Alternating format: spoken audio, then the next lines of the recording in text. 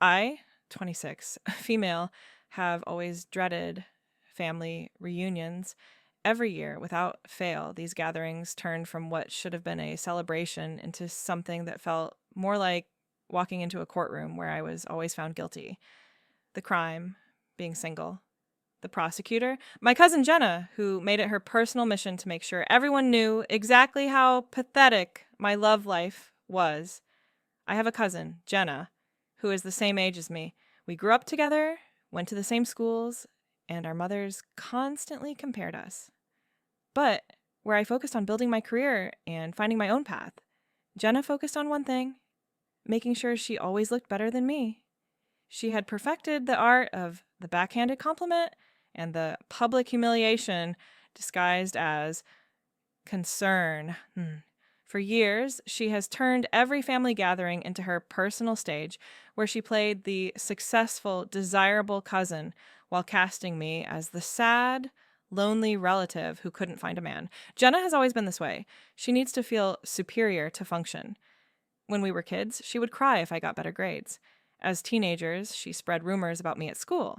Now, as adults, her weapon of choice is my relationship status. Her recent engagement to Brad, a junior salesman at a car dealership, has only made her smugness worse. She wears that ring like a trophy, waving it around every chance she gets. This isn't friendly family teasing. This is calculated cruelty designed to break me down in front of everyone who matters to me.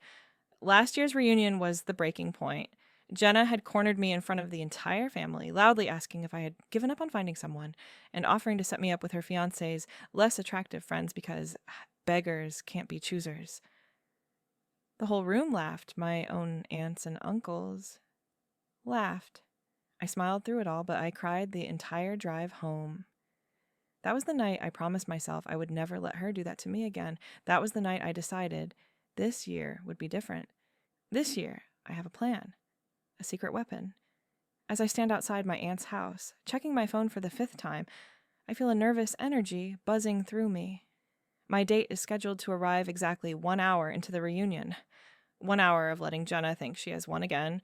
1 hour of building her confidence before everything comes crashing down. I take a deep breath and walk through the door, knowing that for the first time in years, I am not walking into this battle alone. The ambush comes faster than expected. I barely have my coat off when Jenna appears, her engagement ring catching the light as she waves enthusiastically. "Oh my goodness, cousin! So good to see you," she says, her voice pitched loud enough for the relatives in the living room to hear. Then comes the pause, the fake look of concern, and the question she has been dying to ask. "You're still single?" The familiar sting of humiliation washes over me as I hear the snickers from behind her. Yeah, Uncle Pete shakes his head with that pitying look I have come to hate. Aunt Sarah whispers something to her husband. I can feel 20 pairs of eyes on me, waiting for my response. But this time, instead of defending myself or making excuses, I simply shrug and give a vague smile. "You know how it is," I said, deliberately feeding her confidence. "Work keeps me busy." Jenna's eyes light up with victory. She doesn't just take the win. She has to twist the knife. "Oh, honey, you can't let work be your whole life. I mean, look at me. I managed to balance my career and still found my Brad. He's so wonderful. Did I tell you we're having a destination wedding in Cabo? Of course you're invited. You can bring a +1 if you manage to find someone by then." She laughs at her own joke. "You really should try online dating, or maybe lower your standards a little. You're not getting any younger, and at our age, all the good men are taken. Well, except for the ones smart women like me already grabbed." More laughter from the peanut gallery. Every word is perfectly crafted to make me feel worthless. The doorbell rings. The sound cuts through Jenna's monologue like a knife. I glance at my phone. Perfect timing. The room goes quiet as footsteps approach. Then he walks in. Alex, 28 male, is not just handsome in the conventional sense. He carries himself with a quiet confidence that instantly commands respect. 6 feet tall, perfectly tailored suit, and eyes that seem to take in the entire room in one sweep, before landing on me with a warm smile that makes my heart skip. The reaction is immediate and delicious. Jenna's perfectly painted smile freezes on her face like a mask before slowly sliding off. Her mouth actually falls open. Uncle Pete, who was laughing at me 30 seconds ago, now looks like someone just told him aliens landed in the backyard. Aunt Sarah drops her wine glass. It doesn't break, but the sound of it hitting the carpet might as well be a gong announcing that everything has changed. The entire atmosphere of the room shifts from mocking amusement to stunned silence. I walk over to Alex with confidence I've never felt at one of these gatherings. He meets me halfway, and when he leans down to kiss me, it's not a friendly peck. It's the kind of kiss that makes intentions clear. I take his hand, feeling the warmth of his fingers intertwining with mine, and walk him directly to where Jenna stands frozen. "Jenna, I'd like you to meet my boyfriend, Alex," I said, my voice steady and clear. "Alex, this is my cousin I've told you so much about." Jenna recovers faster than I expected, her predator instincts kicking in.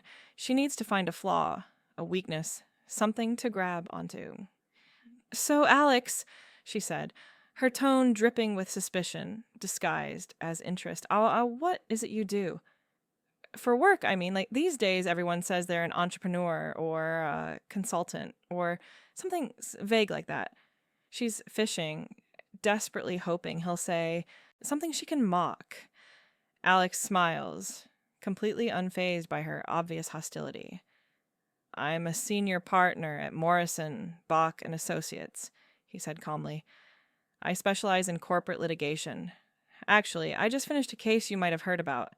The Techeron merger. That was my team. The name drops like a bomb. Everyone knows that firm. Everyone knows that case. It was all over the news." Jenna's face goes pale. Her fiancé, Brad, who just walked over with a beer, suddenly looks very small in his department store suit. And the power shift is instant and absolute. The same relatives who were just laughing at my expense are now surrounding Alex with questions and compliments. "Morrison Bach? That's incredible," Uncle Pete practically shouts. "You must have gone to Harvard Law." Alex nods modestly. "How did you two meet?" Aunt Sarah asks. Her entire demeanor changed. But what strikes me most is how Alex handles it. Every question he answers, he finds a way to bring it back to me. Actually, she was the one who helped me prepare for the Techeron case. She has an incredible mind for strategy. I'm the lucky one here. Have you seen her latest marketing campaign? Brilliant. We met at a charity auction," Alex explains when pressed for details. "She was bidding on a painting for her apartment. I wanted it for my office. We ended up in a bidding war that had the whole room watching. Finally, I walked over and suggested we stop driving the price up and just have dinner to decide who really deserved it. She agreed, but only if I paid." He smiles at me. "Best money I ever spent." She got the painting, by the way.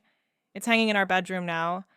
The casualness with which he says "our bedroom" sends another shockwave through the room.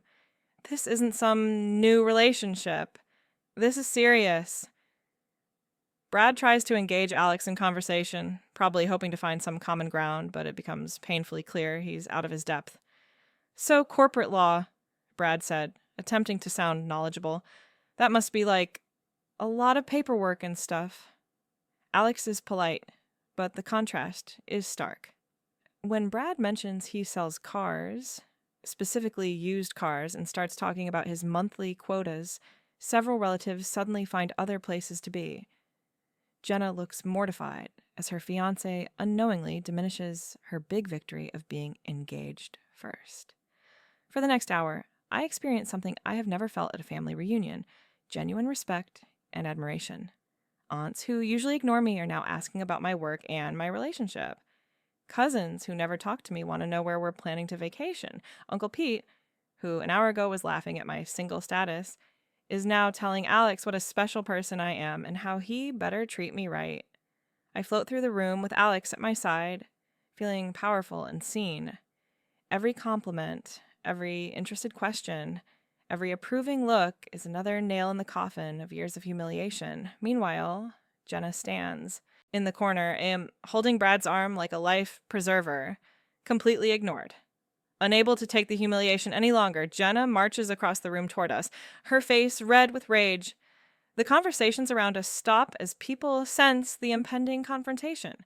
She plants herself directly in front of us, pointing a shaking finger at me. "This is a joke," she shouts, her voice cracking with emotion. "You probably hired him. There's no way someone like that would ever be with you. What did you do? Find him on some escort website? How much did this little show cost you?" The accusations hang in the air like poison. The room goes dead silent. Every single person stares at Jenna in shock. She has crossed a line that even the most drama-loving relatives recognize as too far. Her own mother gasps and covers her mouth.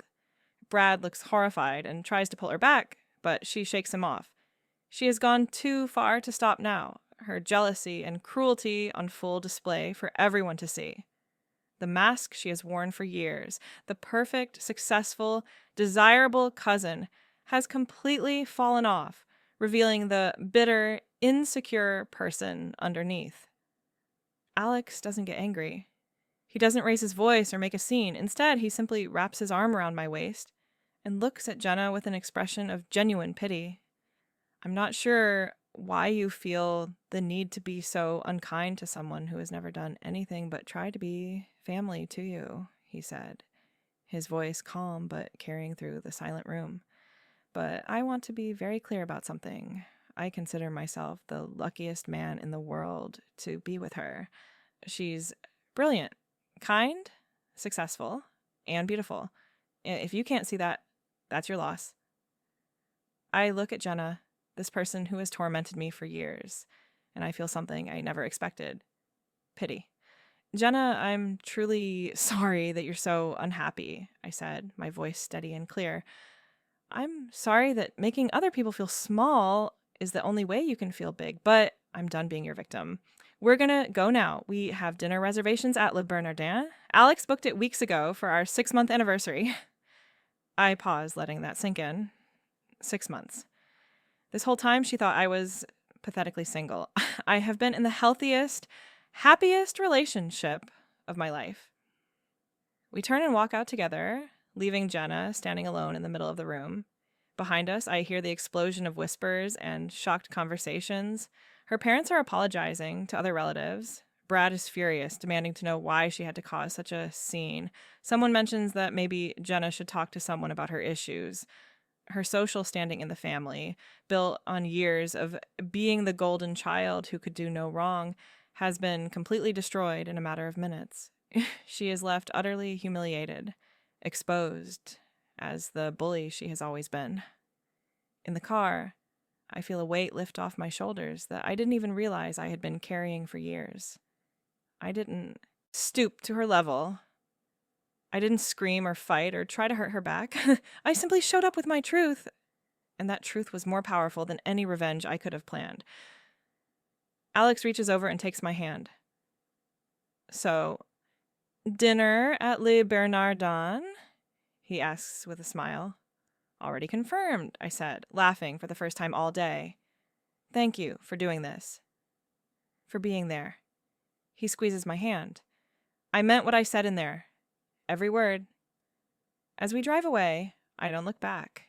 Jenna's reign of terror is over. My future is bright and beautiful and free from the shadow of her bullying. Sometimes the best revenge isn't sinking to their level. Sometimes it's simply rising above it and being genuinely, authentically happy. And that's exactly what I am.